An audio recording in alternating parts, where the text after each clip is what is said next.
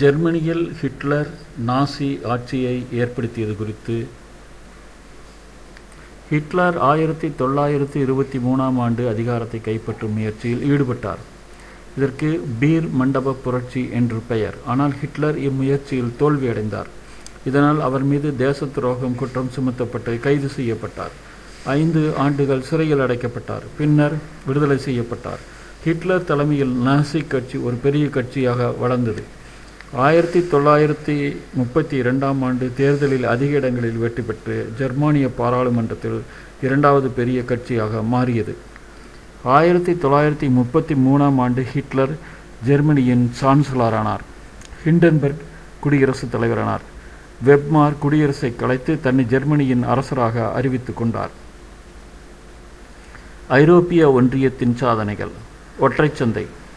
நிலையான சட்டங்களின் மூலம் ஐரோப்பிய ஒன்றியம் ஒற்றைச்சந்தை முறையை அமல்படுத்தியுள்ளது. இச்சட்டங்கள் எல்லா உறுப்பு நாடுகளுக்கும் பொருந்துகின்றன. மேலும் தனது உறுப்பு நாடுகளிடையே பொருள்கள், சேவைகள் மற்றும் முதலீடு ஆகியவற்றின் நுகர்வுகளுக்கு உத்தரவாதம் அளிக்கிறது. பொதுவான வெளியுறவு மற்றும் பாதுகாப்பு கொள்கை. ஐரோப்பிய ஒன்றியம் பிற நாடுகளுடன் உடன்படிக்கை ஏற்படுத்தியுள்ளது. ஒன்றியத்திற்காக உள் விவகார சட்டங்களை பாரபட்சமின்றி இயற்றி வருகிறது. இது நிரந்தர அரசியலாண்மை கொள்கையை உருவாக்கியுள்ளது. உலக வணிக அமைப்பு, G8, G20 போன்ற முக்கிய பொருளியல் அமைப்புகள் மற்றும் ஐநா சபை போன்றவற்றிலும் தனது சார்பாண்மையை நிலைநாட்டியது. ஒற்றை நாணய முறை. ஐரோப்பிய ஒன்றியத்தின் ஒற்றை நாணய முறை யூரோ என்று அழைக்கப்படுகிறது. இது 2002ஆம் ஆண்டு ஜனவரி 1 முதல் நடைமுறைப்படுத்தப்பட்டுள்ளது. ஐரோப்பிய ஒன்றிய யூரோ ஐரோப்பிய எல்லையை கடந்து வெளிநாடுகளில் வணிகம் செய்யும் குழுமத்திற்கு ஏற்படும் வணிக பரிவர்த்தனைக்கான தடைகளை களைகிறது. மேலும் இது தடையற்ற வணிகத்தை மேன்மையுறச் செய்கிறது. ஐரோப்பிய ஒன்றிய விரிவாக்கம். 6 நாடுகளுடன் தோன்றிய ஐரோப்பிய ஒன்றியம் இன்று 27 உறுப்பு நாடுகளை கொண்டுள்ளது. இந்நாடுகள் உடன்படிக்கைகளுக்கு உட்பட்டு தங்களுடைய மேலாண்மையை இழக்காமல் ஐரோப்பிய ஒன்றியத்தின் அங்கங்களுக்கு தங்களின் உறுப்பினர்களை அனுப்பி வருகின்றன. அறிவியல் ஆராய்ச்சி. அறிவியல் முன்னேற்றத்திற்காக வசதிகளை செய்து கொடுப்பது ஐரோப்பிய ஒன்றியத்தின் முக்கிய நோக்கங்களில் ஒன்றாகும். ஐரோப்பிய ஆராய்ச்சி ஆணையம் ஐரோப்பிய ஒன்றியம் மற்றும் தனிப்பட்ட நாடுகளின் அறிவியல் ஆராய்ச்சி திட்டங்களுக்கும் நிதி உதவி அளித்து வருகிறது. ஐரோப்பிய அறிவியல் ஆராய்ச்சிகளுக்கு தூண்டுகோலாய் உள்ளது.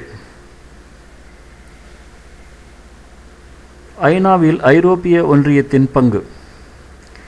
ஐரோப்பிய ஒன்றியம் ஐக்கிய நாடுகள் சபையுடன் வலிமையான உறவு கொண்டுள்ளது. முன்னேற்றம், பருவநிலை மாற்றம், பாதிக்கப்பட்ட நாடுகளில் அமைதிக்காக பாடுபடுதல், நெருக்கடி காலங்களில் மனிதாபிமான உதவிகள், உலக சுகாதாரம் பேணுதல், தொழிலாளர் பிரச்சினைகள் மற்றும் கலாச்சார சீர்திருத்தங்கள் போன்ற திட்டங்களில் ஐக்கிய நாடுகளின் சபை ஒத்துழைப்புடன் ஐரோப்பிய ஒன்றியம் சிறந்த முறையில் பணியாற்றி வருகிறது. ஐக்கிய நாட்டு சபையின் திட்டங்களுக்கு பொருளாதார ரீதியாக உதவிகள் செய்து வருகின்றது. பிற சாதனைகள். உலக அந்நிய செலாவணியில் ஐரோப்பிய ஒன்றியத்தின் பங்களிப்பு மிக பெரியதாகும். எல்லாவற்றுக்கும் மேலாக ஐரோப்பிய ஒன்றிய எல்லைக்குள் ஒற்றுமை வளரச் செய்துள்ளது. வெள்ளையனே வெளியேறு இயக்கம். கிரிப்ஸ் திட்டம் தோல்வியடைந்தது. அது காந்தியடிகளின் போக்கில் மாற்றங்களை கொண்டு வந்தது. அதுவரை அவர் பின்பற்றி வந்த அகிம்சை வழிகள் எத்தகைய பலனையும் அளிக்கவில்லை என்பதை உணர்ந்தார். எனவே அவர் ஆங்கிலேயர் இந்திய நாட்டை விட்டு வெளியேற வேண்டும் என கோரினார். 2ஆம் உலகப் போரில் ஜப்பான் வெற்றி மேல் வெற்றிகளை குவித்து கொண்டே சென்றது. எனவே ஆங்கிலேயர்கள் இனி இந்தியாவில் இருந்தால் ஜப்பான் இந்தியா மீது படையெடுக்கக்கூடும் என காங்கிரஸ் தலைவர்கள் நினைத்தனர். இதனால் 1942ஆம் ஆண்டு ஆகஸ்ட்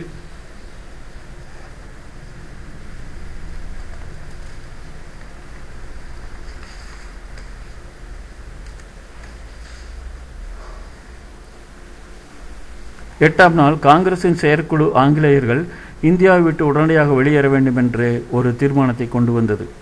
மும்பையில் நடந்த செயற்குழு கூட்டத்தில் அத்தீர்மானம் நிறைவேறியது. முழு சுதந்திரம் தவிர வேறு எதனாலும் நான் திருப்தி அடைய மாட்டேன். நாம் அதற்காக வாழ்வோம் அல்லது வீழ்வோம் என்று காந்திஜி முழங்கினார். இந்தியாவை விடுதலை பெறச் செய்வோம் அல்லது அதற்காக செத்து முடிவோம் என்றார். உண்மையில் அவரது பேச்சு மிகப்பெரிய அளவிலான ஆயுதமற்ற புரட்சிக்கு எழுச்சி குரலாக அமைந்தது. விளைவு. அதற்கு அடுத்த நாளே காந்திஜி, நேருஜி, அபுல் கலாம் ஆசாத் மற்றும் முக்கிய காங்கிரஸ் தலைவர்கள் அனைவரும் கைது செய்யப்பட்டனர். சரியான வழிகாட்டுதல் இல்லாமையால் நாடெங்கும் வன்முறை கலவரங்கள் வெடித்தன.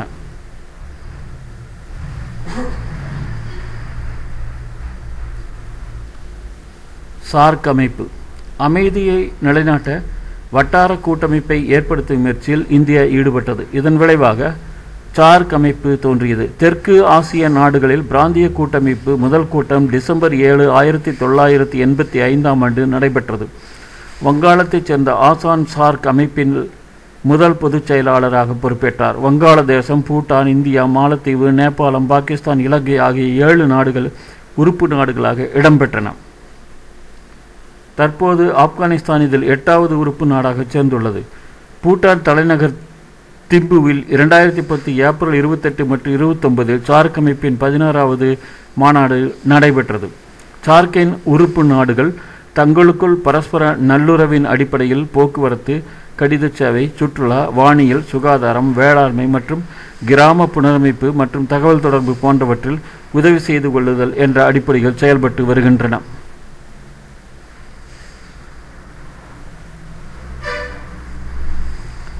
ஜனநாயகம் அல்லது மக்களாட்சி முறையில் 2 வகைகள். 1 நேரடி மக்களாட்சி, 2 மறைமுக மக்களாட்சி. நேரடி மக்களாட்சி. மக்கள் நேரடியாக மக்களாட்சி முறையில் பங்கேற்பர். இம்முறை பண்டைய கிரேக்க மற்றும் ரோமானிய நாகரிகத்தில் நடைபெற்று வந்தது. பண்டைய இந்தியாவில் கிராம பஞ்சாயத்து முறையில் நேரடி மக்களாட்சி நடைபெற்றது. மறைமுக மக்களாட்சி. மக்கள் நேரடியாக பங்கு பெறுவதை விடுத்து தங்கள் பிரதிநிதிகள் மூலம் பங்கு பெறுகின்றனர். மக்களால் தேர்ந்தெடுக்கப்பட்ட பிரதிநிதிகள் அரசாங்கத்தை உருவாக்கி நடத்துவர். பெரும்பாலான நாடுகளில் மறைமுக மக்களாட்சி முறை பின்பற்றப்பட்டது. இம்முறையில் அரசியல் கட்சிகள் ஆட்சி முறையில் பெரும் பங்கு வகிக்கின்றன. மக்களாட்சியின் முக்கியத்துவம். ஜனநாயக முறையின் கீழ் மக்கள் தங்கள் பிரதிநிதிகளை சுதந்திரமாக தேர்ந்தெடுக்கின்றனர். இதனால் மக்கள் மதிக்கப்படுகின்றனர். மக்களின் அடிப்படை உரிமைகளுக்கு பாதுகாப்பு கிடைக்கிறது. குறிப்பாக வாழும் உரிமை மற்றும் சுதந்திர உரிமைக்கு அரசியலமைப்பு உத்தரவாதம் வழங்குகிறது. ஜனநாயகத்தில் அனைத்து முடிவுகளும் பெரும்பான்மை அடிப்படையில் மேற்கொள்ளப்படுகிறது. இம்முறை மக்கள் நலனை மேன்மையடைய செய்கிறது. சுதந்திரம், சமத்துவம் மற்றும் சகோதரத்துவம் போன்ற கொள்கைகள் ஜனநாயகத்துக்கு அடிப்படையாக திகழ்கின்றன.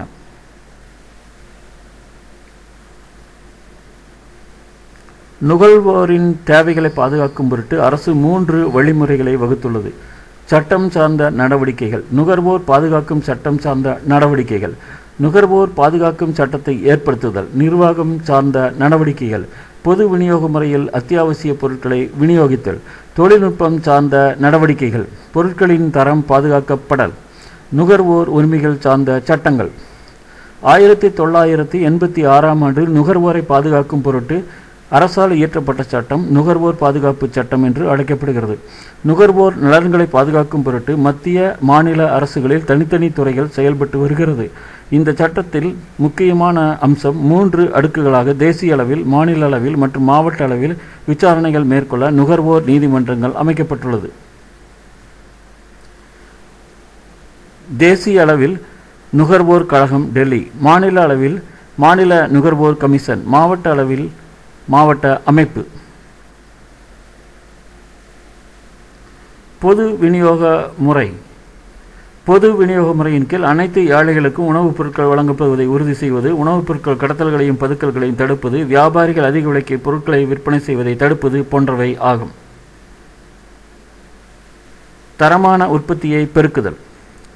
நுகர்வோரின் நலன் கருதி தரமற்ற பொருட்கள் மற்றும் தவறான பொருட்கள் விற்கப்படுவதை தடுக்கும் பொருட்டு அரசு தக்க நடவடிக்கைகளை மேற்கொண்டு வருகிறது. இந்தியாவில் பொருட்களின் தரத்தை குறிக்கும் பொருட்டு அதன் மீது இந்திய தரக்குழுமம் குறியீடு BIS மற்றும் அக்மார்க் குறியீடு குறிக்கப்பட்டுள்ளன. இதில் தொழில் சார்ந்த மற்றும் நுகர்வோர் பொருட்களின் மீது BIS என்றும் விவசாயம் சார்ந்த பொருட்களின் மீது அக்மார்க் முத்திரையும் பொறிக்கப்படுகிறது.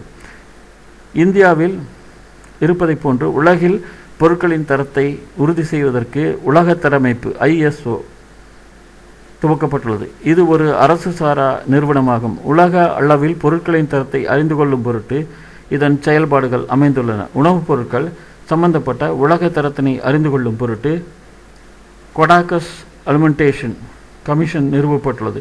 மேலும் வேளாண்மைத்துறை நிறுவனம் FAO மற்றும் உலக சுகாதார நிறுவனம் நிறுவப்பட்டுள்ளன. இவை உணவுப் பொருட்களின்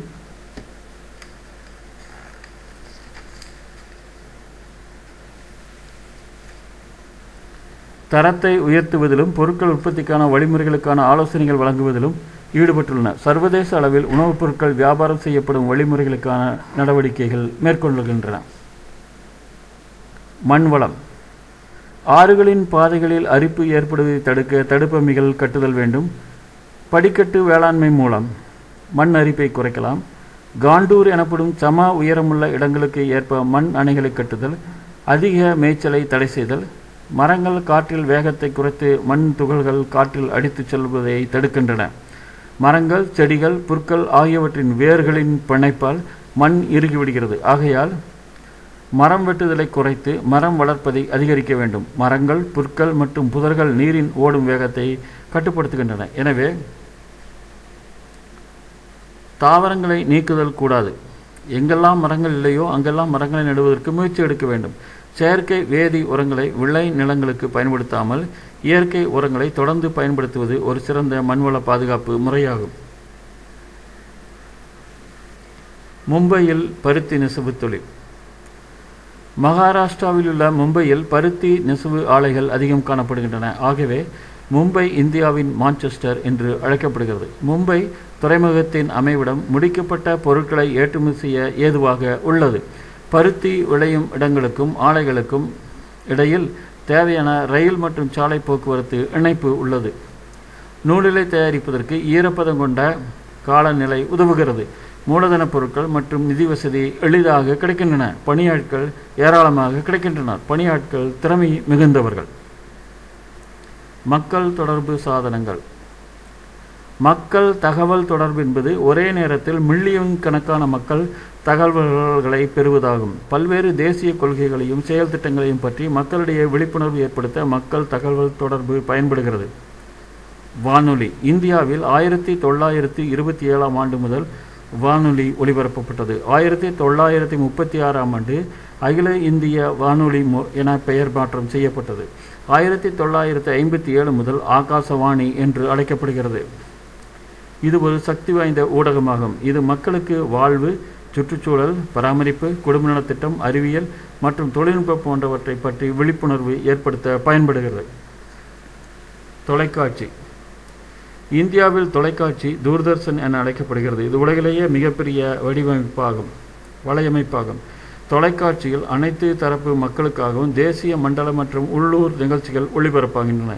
தொலைக்காட்சிகள் நேரடி ஒளிபரப்பின் மூலம் முக்கியமான தேசிய மற்றும் வெளிநாட்டு நிகழ்ச்சிகளை நேயர்களுக்கு எடுத்துச் செல்கிறது. இது பல்வேறு வயதினருக்கும் ஏற்ற வகையில் கேளிக்கை, கல்வி, விளையாட்டு, சுகாதார கேடுகள் பற்றிய நிகழ்ச்சிகளை ஒளிபரப்புகிறது. செய்தித்தாள். செய்தித்தாள் எல்லாராலும் பொதுவாக பயன்படுத்தப்படும் சக்தி வாய்ந்த தகவல் தொடர்பு சாதனமாகும். இது உள்நாட்டு மற்றும் பன்னாட்டு நிகழ்ச்சிகளை வெளியிடுகிறது. செய்தித்தாள் மக்களின் கருத்துக்களையும் எண்ணங்களையும் அறிந்து கொள்ள சக்தி வாய்ந்த கருவியாக பயன்படுத்தப்படுகிறது. இணையதளம். இணையதளம் என்பது கணினிகளின் மிக பரந்த வலையமைப்பாகும். இது உலகின் பல்வேறு வணிக நிறுவனங்கள் மற்றும் தனிநபர்களையும் இணைக்கிறது. இணையதளம் ஆயிரக்கணக்கான கணினி வலைத்தளங்களை ஒன்றுடன் ஒன்று இணைக்கும் வலைப்பின்னல் அமைப்பாகும். இது உலகமெங்கிலும் உள்ள கணினி பயன்படுத்துவோர்கள் செய்திகளையும் தகவல்களையும் பல்வேறு விதத்தில் பெறவும் அனுப்பவும் பயன்படுகிறது. மின்னணு அஞ்சல், உலகளாவிய வலைத்தளம் மற்றும் இணையதள தொலைபேசி ஆகியவை இணையதளத்தின் முக்கிய சேவைகளாகும்.